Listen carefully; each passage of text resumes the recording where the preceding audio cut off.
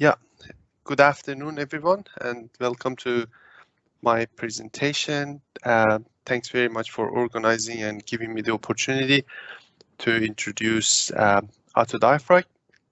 Uh, I start with this presentation. I will quickly go through this presentation, and then I go to the actual software and show you the features of the software through an example. At the end, if there is any time left, I'll be happy to take your questions. So most of you are aware, or maybe all of you are aware of the necessity of the strut and tie analysis method for seismic design and analysis of diaphragms in New Zealand standards.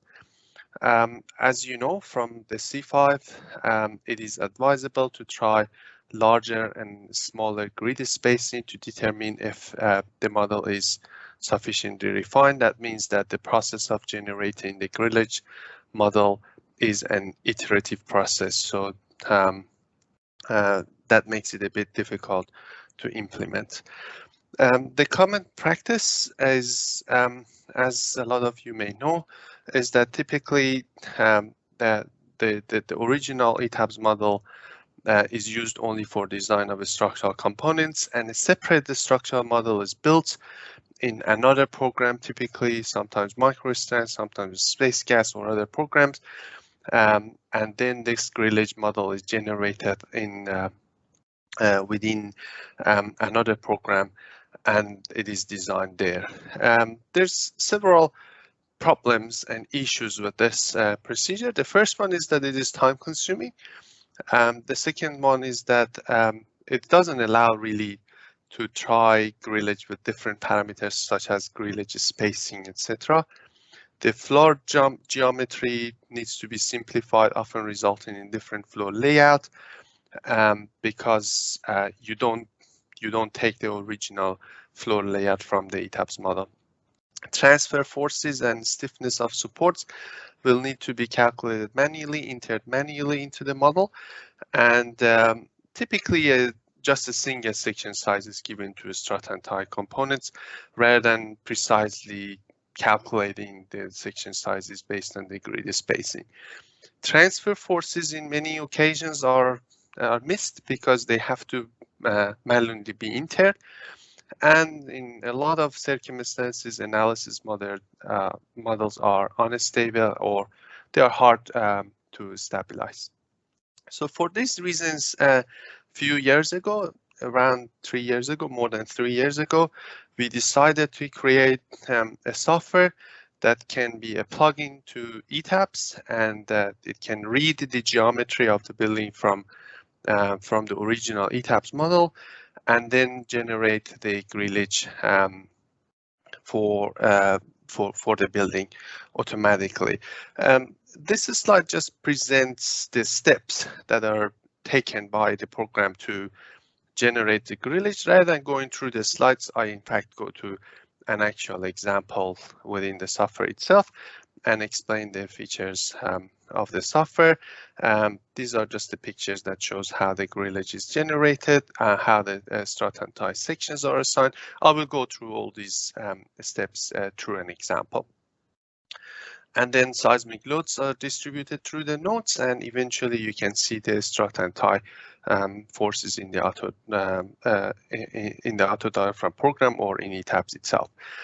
The program, since it's been developed, it has been used by numerous engineers throughout the country. I have received several comments, feedback, and it has been extensively verified for a large number of buildings. But as I will show you later, this software is just a tool. It doesn't really calculate something in specific.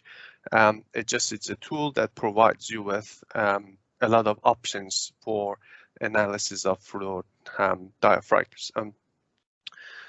These are some of the examples which have been done, and this is a list of exceptional abilities that the program offers. Some of them are very important, and a lot of them are just, in fact, to make the life of engineers a lot easier. We believe what we have developed is something unique, is the best available tool currently, and it saves a lot of time of engineers, delivers more accurate yet more economical design for buildings, and eventually it'll help to reduce the overall cost of construction. So without any further ado, I go to the software itself, and then together we can just run an example to see how the software works. So when you run the software, this is how it looks. This is the graphical interface of the software. This is the second version of the software. So we started with version 1. Several revisions were released on version 1, and now version 2 is released, which offers significant improvements compared to the previous revisions. These are after receiving feedbacks from a number of engineers using the program in different firms throughout New Zealand. So rather than menus, we've decided to go with icons. These icons themselves, they tell you what the procedure is and what the steps are to analyze a floor diaphragm using a strut and tie procedure. It starts with this open icon. So if I click on this open icon, it will go and automatically open ETABS for you. I've got ETABS version 18 on my computer, but if you've got other versions, it is compatible with different versions of ETABS. So you can just open every version of ETABS, but you will need to have an active ETABS license on your computer. If you don't have an active ETABS license, you will get a warning right away here, and the program terminates. So for this presentation, I just choose this example model, which is called Model 1. I open it. The ETABS model is opened through the Auto Diaphragm program, and as you can see, it is opening it in the background in ETABS. There is a link now between these two software. Whatever you do here in Auto Diaphragm, it will be done in ETABS, and whatever vice versa, whatever you do in ETABS, it will be done in Auto Diaphragm. You have probably noticed that as soon as you open the model, regardless of the name of the model that you originally had, the program changes the name of the model to a temp model and saves the model in one of the hidden folders of Windows. This is just to protect your original ETABS model. So the first step to use Auto Diaphragm is just save this model with a different name at a location that you want your model to be. I just saved the model with the name Beca, and just go through the next steps. Before going through the next steps, I just quickly show you this example model. This is just an arbitrary ETABS model, has been generated for the purpose of this presentation. It's a 3-story building with shear walls in both directions. If I go to the, if I right-click on one of the floors, you see that the user has assigned a diaphragm D1, and if I go to the definitions of the diaphragm, you can see that this is a rigid diaphragm here. So one important point to note here is that no matter what diaphragm has been assigned to the floors by the users, when you run Auto Diaphragm, as soon as the grillage is generated, all the floor levels, the diaphragm will be converted to a semi-rigid diaphragm. And that is because we are going to convert our diaphragm from a rigid diaphragm to a grillage model, which is a semi-rigid diaphragm model. This will have some implications on the distribution of loads between your lateral resistance system, which I will explain how you need to address that issue. So Auto Diaphragm offers you several options for generating your grillage. You can generate the grillage for a particular specific floor, or you can generate the grillage for all floor levels. You can generate the grillage in a 2D model.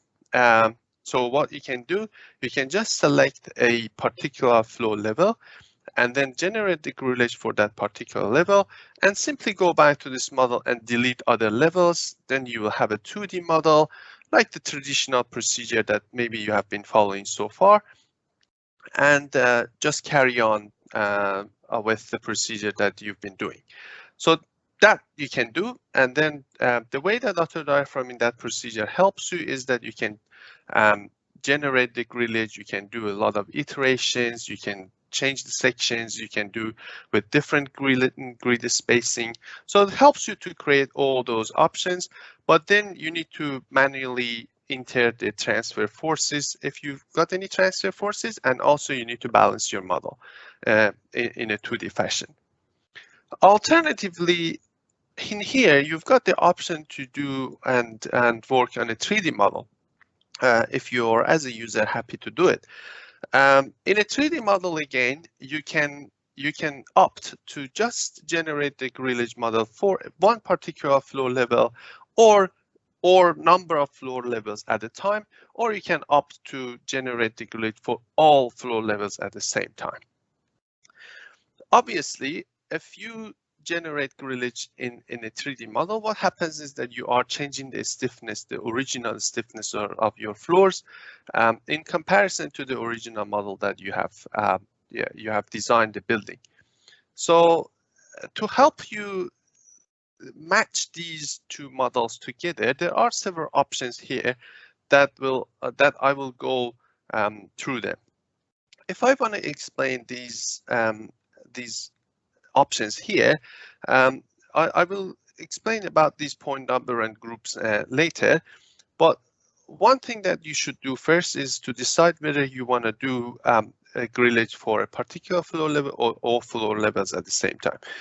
If you do grillage for all floor levels at the same time, the advantage is that probably because you are just changing the stiffness of all floor levels at the same time equally, then probably it will not affect how your loads are distributed between your vertical components drastically. But if you just go and choose one particular floor level, then you're risking that you are changing the way that the loads are being distributed between your lateral system. There are ways to control that though. So what is the advantage of selecting one floor level? The advantage is that this will be a very heavy ETABS model, and if you want to generate the grillage for all floor levels at the same time, sometimes it takes a long time to run, and it's a big model, so it's harder to control. If you have a big complicated building, then it's sometimes a headache, and a lot of times you have a lot of similar floors, so you don't really need to generate grillage for all floor levels at the same time. But this is the option available here. So you can basically do whatever you want here. For the sake of this presentation, I just go and generate the grillage for level 1 so that you can see how you can use it just to generate grillage for a particular level, and also it helps me to run the analysis faster to save the time of presentation here.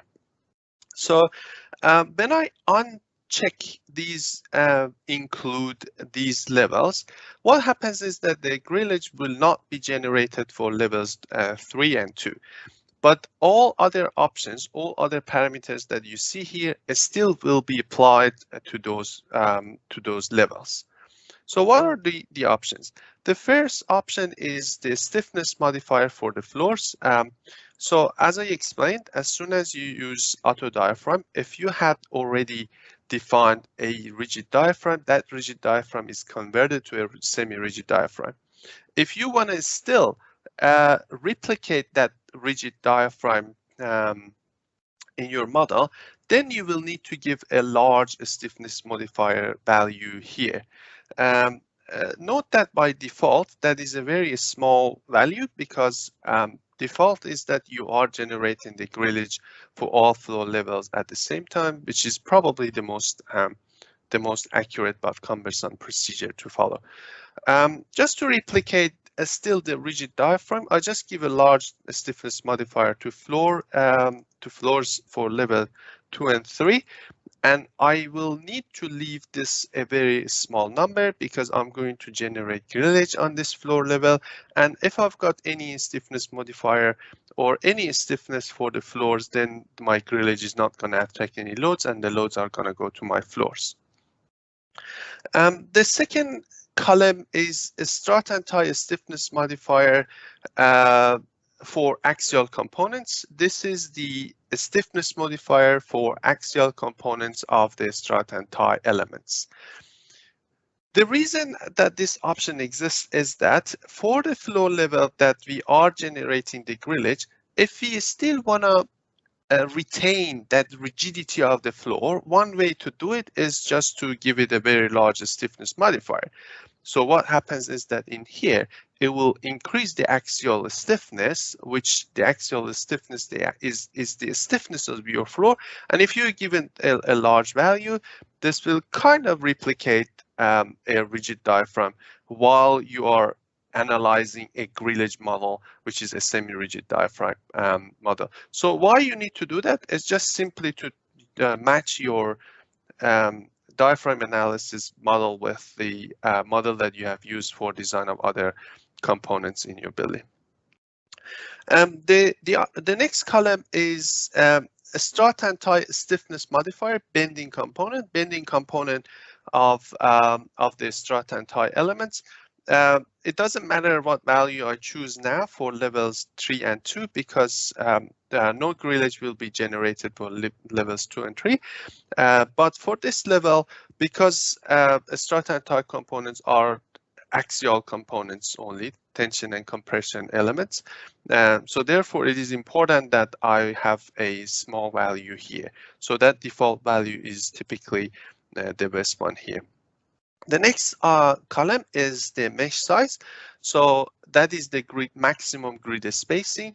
So you can specify the maximum grid spacing that you want for your diaphragm analysis. In here, you can specify different values for different flow levels, depending on what you intend to do.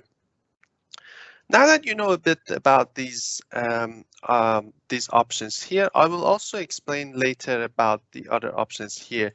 These are just the modifiers for definitions of the sections of strut and ties. I will go through them at a later stage. So now that you know a little bit of this about these options here, I go to the next step, which is the most important step in generating the grillage using Auto Diaphragm. And that is selecting base points. If I go to the next icon here, that is set base points. The next icon simply just closes the program, and this one is setting the base points. Base points are the method that is used by Auto Diaphragm to identify the supports or vertical supports for your diaphragm model or for your diaphragm in general. The algorithm is that if you select a point, if for example I select this point, a vertical line along the global y-axis will be drawn, and also a horizontal line along the x global axis will be drawn.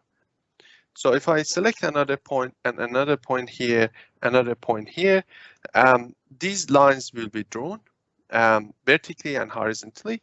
And the way that program works is that once these main lines are drawn based on the points that you have selected, then the spacing between these lines will be divided so that the maximum spacing between your grids does not exceed the value that you specify here.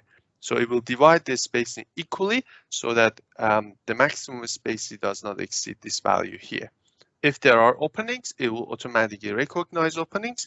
I have deliberately created this opening shape here so that you can see how the program works when you have openings. You will also notice that I have deliberately offsetted this column slightly from this grid so that I can just explain to you later what happens to it. You will need to select at least 4 points, and depending on your model, the selection of base points is the most important step. As you work with the program more, you will understand more what the base points are. You will get more proficient and familiar with what the best base points are to select. So it's a bit of try and error these base points, but it's very simple to do it. I'll show you. So once your base points are selected, I just go back to Auto Diaphragm and I click on this set base points. As soon as I click on that set base points, it shows me how many base points I have selected in different floor levels. You can see that it shows me that I have selected 4 base points in slowly level 1. No base points are selected in other levels. If I even had selected some points in other floors, because this is not ticked, then it wouldn't really matter. But in this scenario, I have just selected 4 points on level 1. It will also automatically generate a group. If I go here now to the select groups here, it will generate groups of these points. The reason is that, as I said, this selection of base points might be an iterative process. So sometimes you might want to go to do something else in your ETABS model and you might lose your base points. But you had carefully selected those base points. So this group helps you to go back and always select them. For example, if I go clear selection here, I can simply go here to the groups and on level 1 select these points, and then it shows me that I have selected 4 base points. So basically that's it. This is all you need to do as a user, and the rest is done automatically by the program. So the next icon here is the generate grillage geometry. So if I push this, it'll go and start generating a strut and tie geometry, and it shows you which level is working on it at the time. So you can see it will generate the grillage in blink of an eye, and it is all done. I'll explain to you what happens behind the scenes a little bit so that you know how it works. A lot actually happens behind the scenes. What happens is that, as I said, these lines are drawn about the base points, and the lines are divided equally so that it doesn't exceed the mesh sizes, and then grids are formed. The next step is to select these sections to assign for these line elements. Now, those sections are defined based on the grid spacing and also the modifiers that you have given here. These values that you see here for the width of the strut and tie components. This is for orthogonal components. This is for diagonal. These are the default values given in C5, but you have the option of changing them as you wish.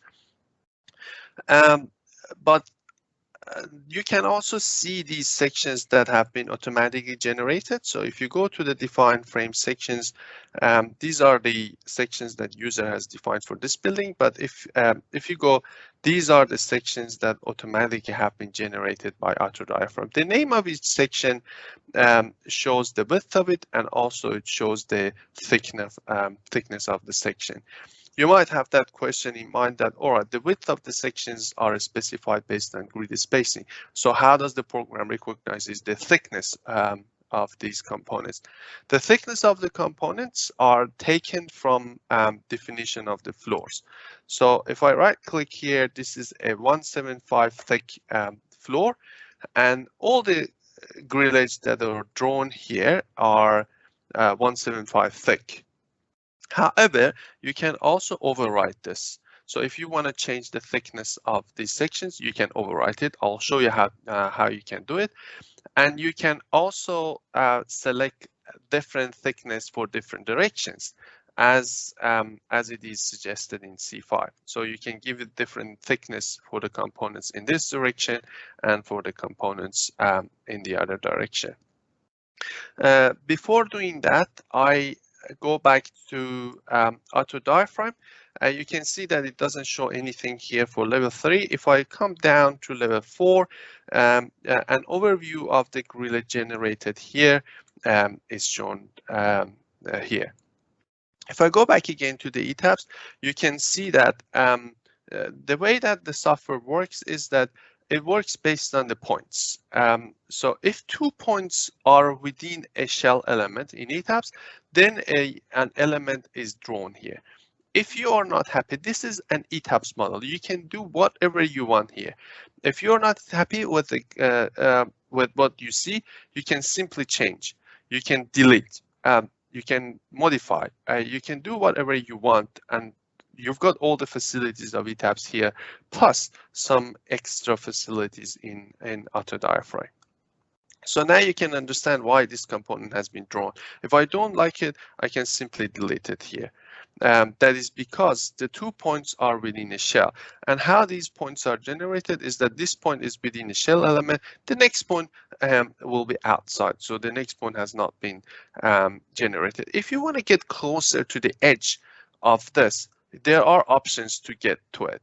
So in order to show you how you can just have a bit more precise modeling of these complicated shapes here, I just this time go and select the previous base points, and this time I go and select more base points. So I select the previous base points, and on top of that I also select this point. On top of that, I select this point. And just to show you that if you don't select your base points properly, you'll get a warning in the program that helps you to define the base points better. I will also deliberately select a base point for this column, which is offsetted from this joint here. So you can now see that because there will be a line here and a line here, these components that are going to be generated between these two lines, they're going to be very narrow. So the angle of these diagonal components is not going to be appropriate. So, but I'm going to see how the program treats those components. If I go back to the Auto Diaphragm, so now you could see that for example, I wasn't happy with the base points and the grillage that I see here. So what I can do is that I selected new base points. So I simply go here. I go to the next icon, delete geometry. I say to the program, okay, I didn't like what I saw, so I just delete it. It deletes it for me in a blink of an eye. I go to the tabs, refresh it so that I can see what has happened. You can see that it's been deleted here, but if you still see it in tabs, it's just because you need to just refresh the view. So it's all deleted now. All those components, everything is deleted from my model.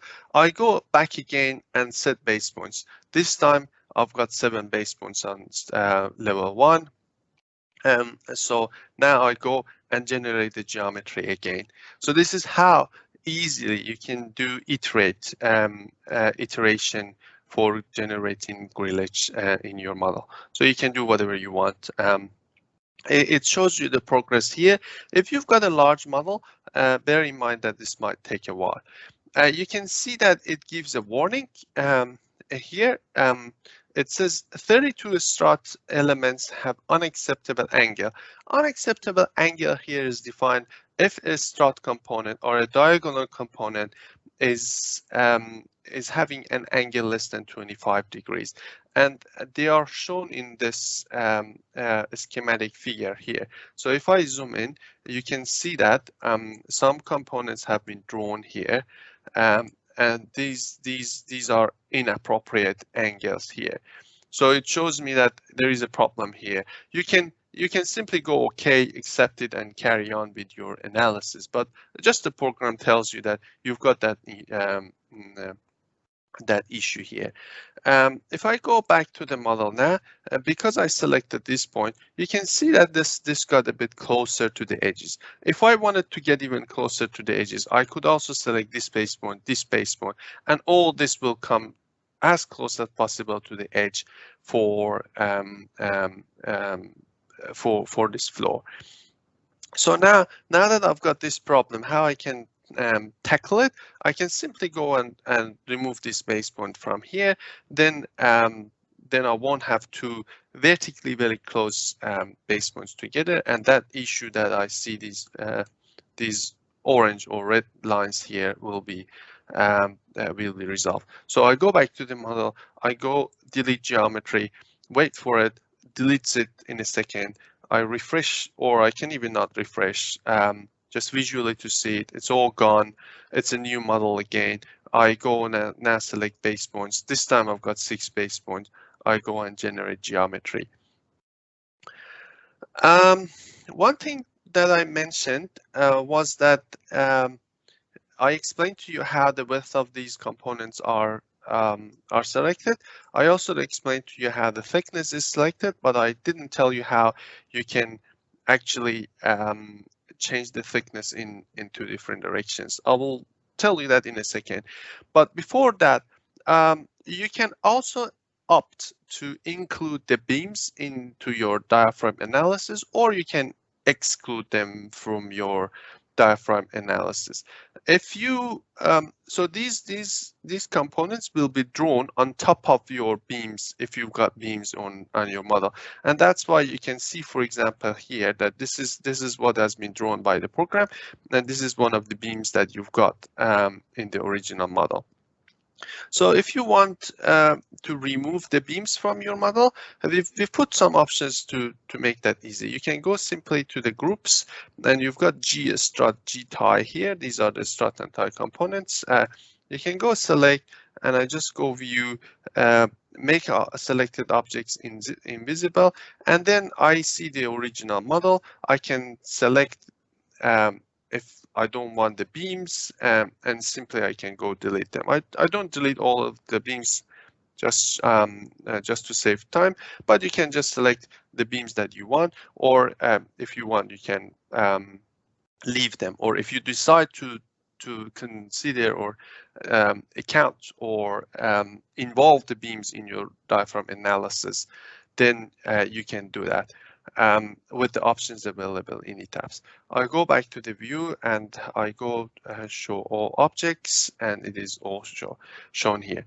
Now you can see that this is a 3D model. Only one level has been converted to grillage. That may change the way that the loads were distributed between the vertical components.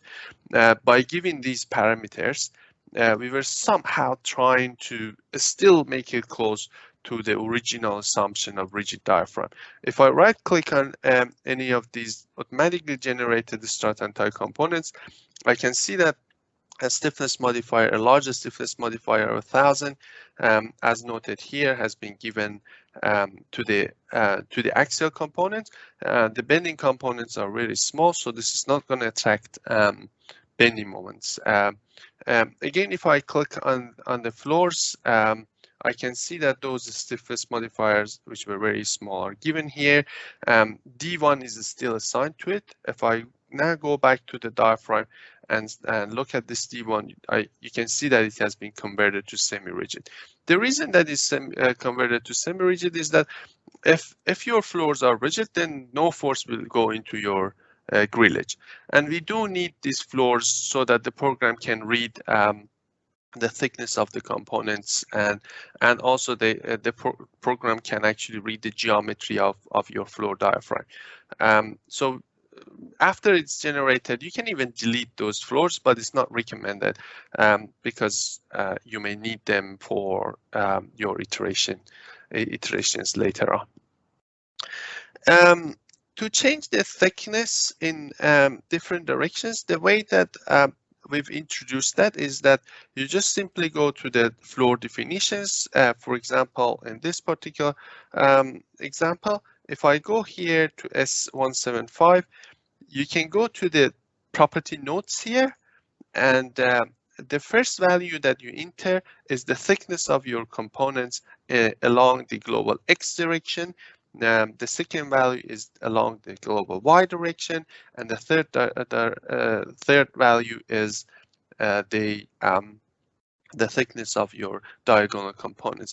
For instance, this is just an example without any calculations or any reason behind it. I just give 50 to the thickness of the X, I give 100 to the thickness of the Y, and I give 150 to the thickness of the diagonal components for the floor defined as S175. So if I now go OK, if I now right click on this, I can see that with the name, it is clear what the thickness is.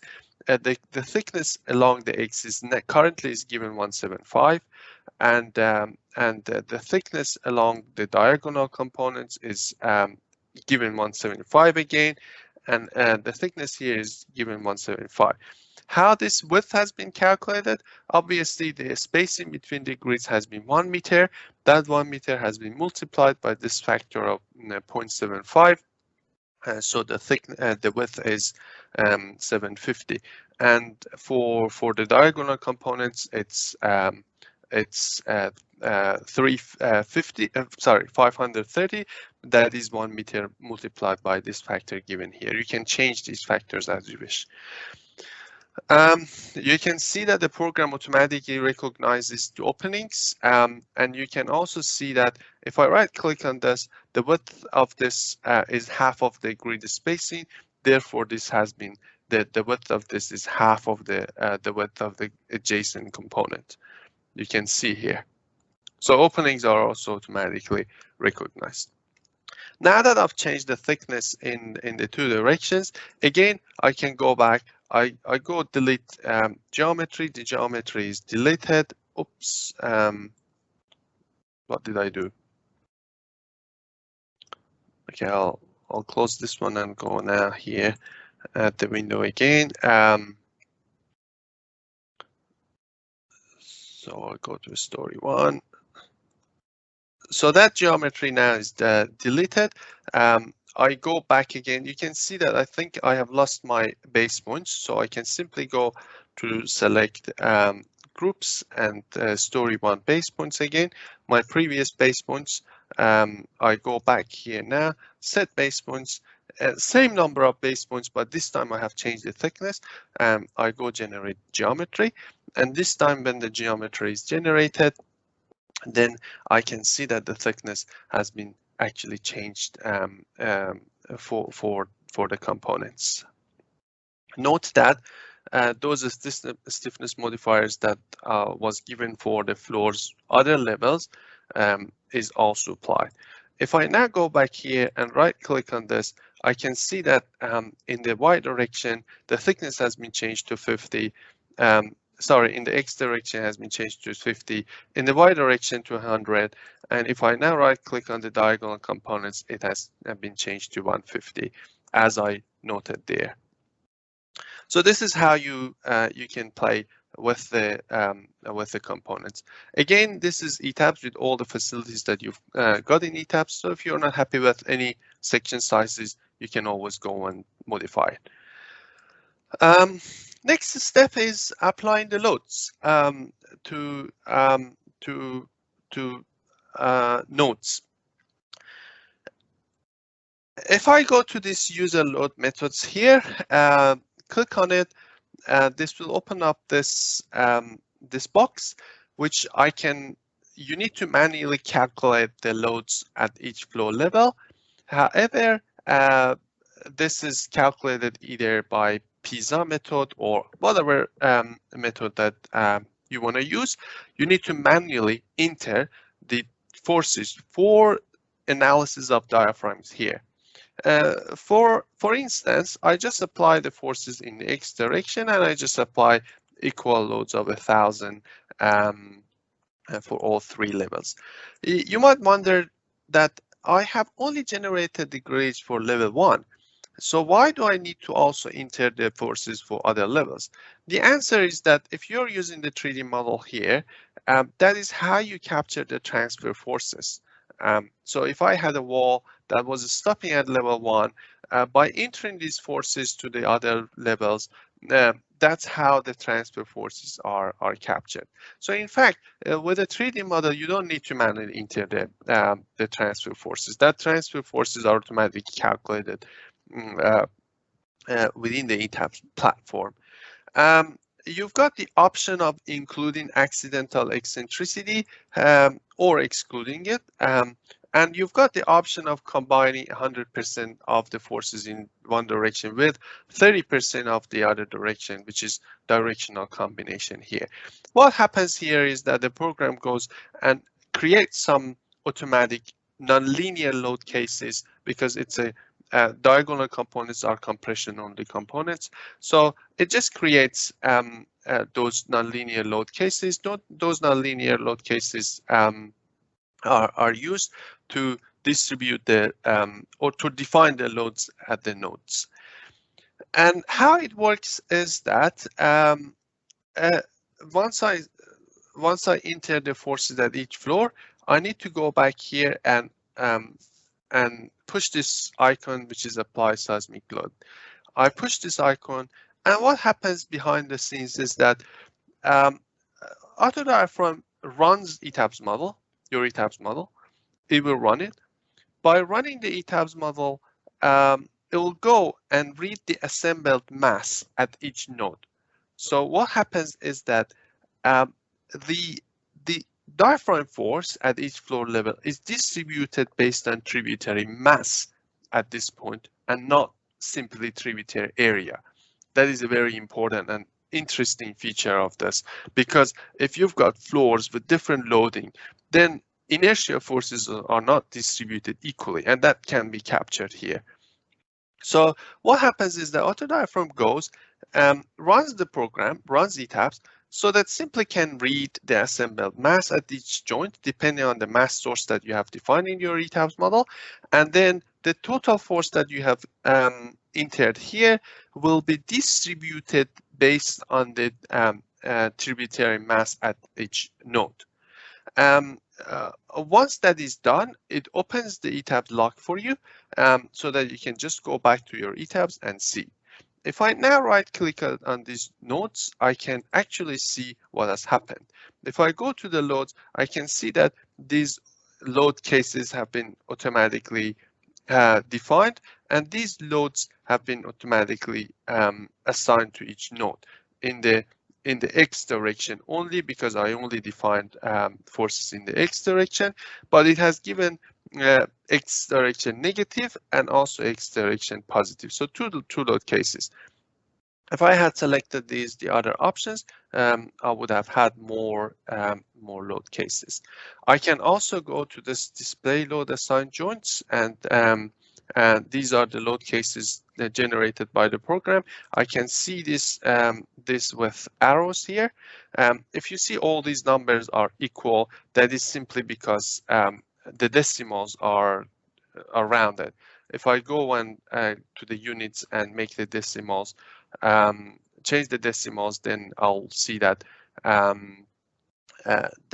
these are not actually exactly equal, but they could be also equal because the tributary mass around them are equal. But these ones definitely are not equal, and you can see that you see them all one, but in fact it's not one. It's just some decimals rounded to one. But the mass assigned to this one and this one is not actually equal. So the forces are not equal, but they are reasonably close here in this example. So that has been rounded to one. This is just showing one. In fact, it's not rounded. It's just the exact value. So this is how the forces are distributed. The inertia forces are distributed. If I go to the other floors, you can see that the forces on the other floors are also given to your nodes based on the tributary mass. Because we've got here a very large stiffness modifier, this is still replicating a rigid diaphragm.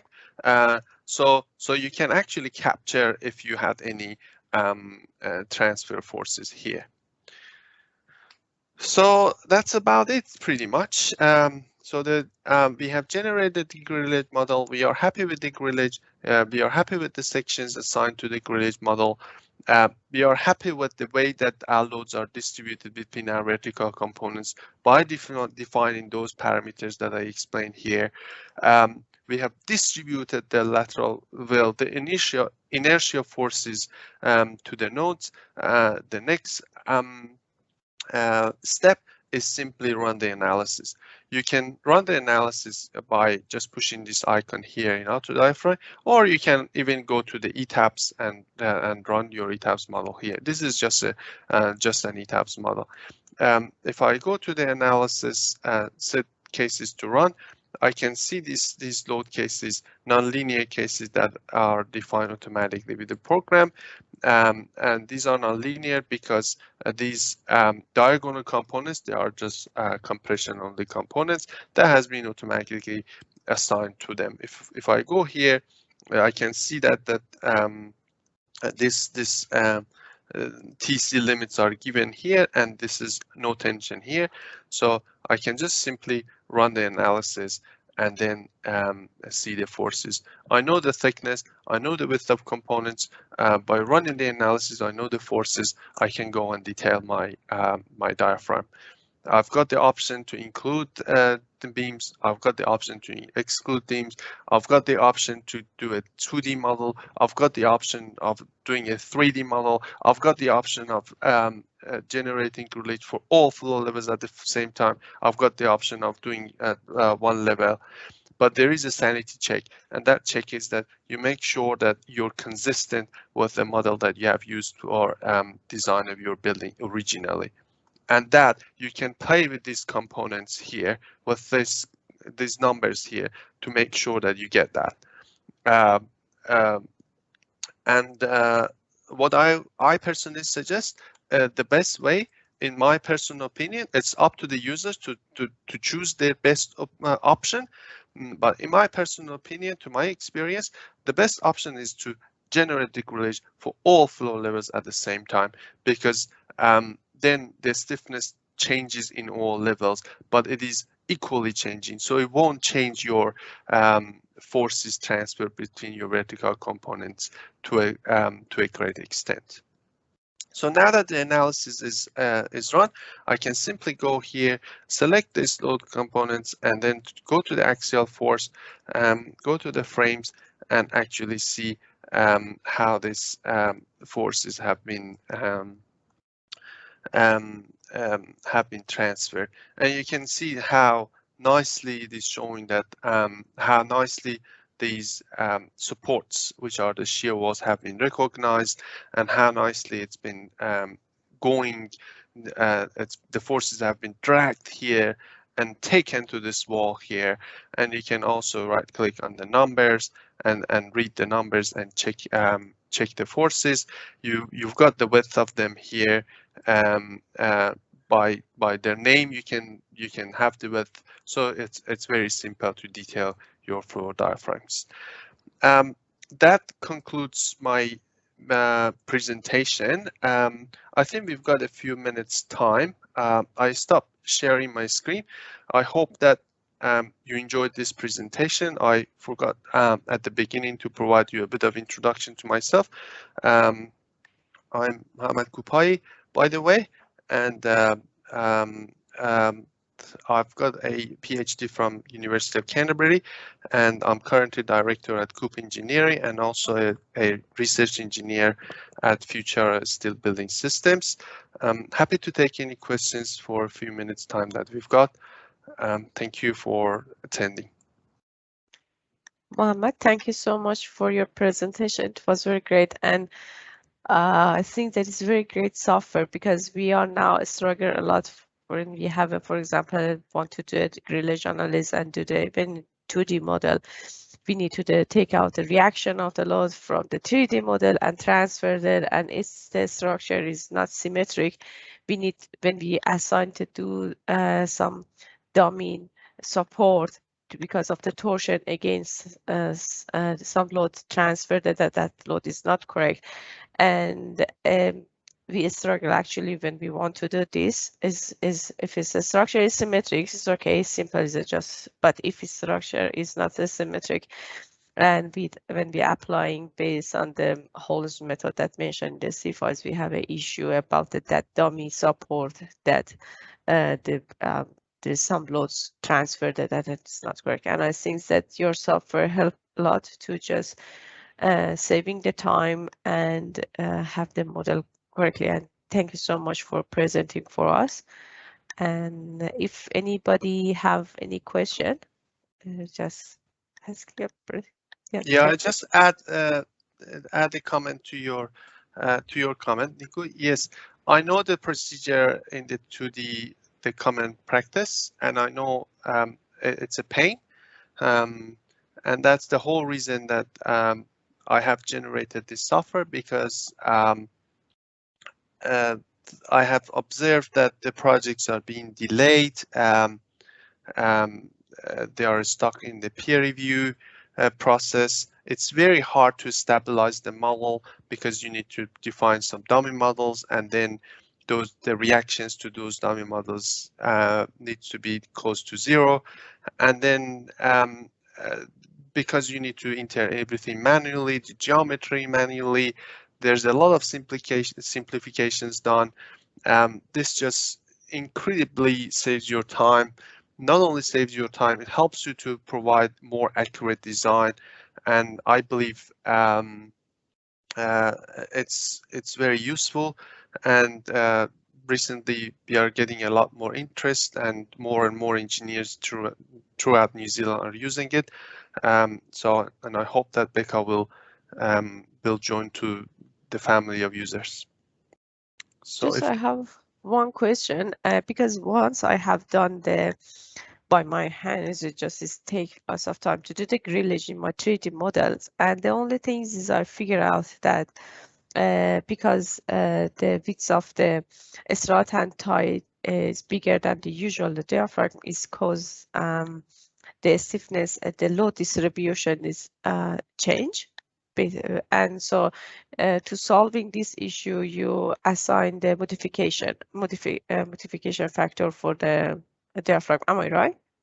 yes. So that is the major issue with the 3D model. So if I have done it and just I just feel that it's better and easier, but I have done it and the load distribution is not matched. Yes, absolutely. That is a very valid concern, and that is the only I would say the only issue with the 3D model, because yes, you are changing your stiffness of the floor. This problem also mostly exists if your original model has been designed with a rigid diaphragm. To my experience, if you have in your original model designed your building with a semi-rigid diaphragm, this problem is not that big, because you had a semi-rigid diaphragm, you also have a semi-rigid diaphragm here. The stiffness might be a slightly different, but the difference is not much. And what you see in the forces in your walls, for example, it's fairly close. This problem exists when you have a rigid diaphragm mostly. And yes, to address that issue, we have provided these modifier options, and you will see that if you provide these modifiers and compare your two models, you may not get still exactly same values, but they are reasonably close. And you can also play with it until to the point that you're happy that these two models are matching. You actually don't need a lot of try and error, because typically with the first or second run, you will get that. And bear in mind that even if you do the 3D model and you manually enter those forces, because typically you don't exactly get those reactions for dummy supports 0, then you will have some approximation. Yeah, that one is a lot, especially if this diaphragm is not symmetric. We have a very big force in the other direction, actually. Yes, so the approximation is there, and to my experience, the approximation that you introduce here by properly assigning modifiers is actually very less than when you have a complicated 2D model. This is that with dummy supports. Thank you so much. Yeah. You're welcome. Is there any other questions?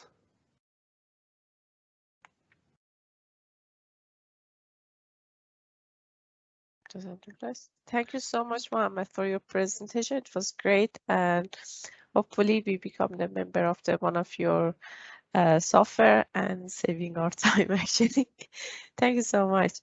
Thank you for your time attending this presentation, and I hope all the Beca team the best, and we'll be in touch. Have a Thank you. great day. Thank you. You Bye. too. Bye.